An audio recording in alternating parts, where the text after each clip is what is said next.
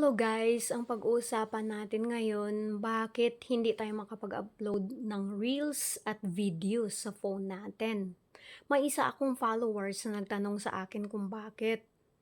So, tinuruan ko po siya. Ang tinuro ko, nag-click po ito. Kaya isi-share ko po sa inyo.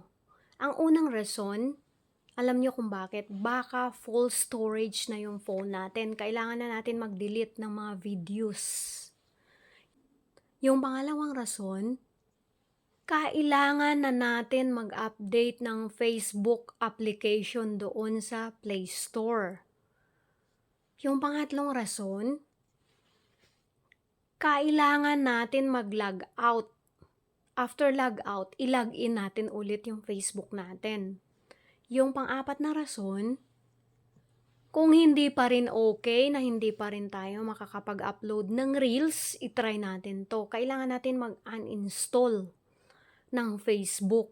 After uninstall, i-install natin ulit. But remember, kung mag-uninstall tayo, kailangan alam na alam talaga natin yung password para makakabalik tayo ulit sa Facebook. Sana may natutunan kayo.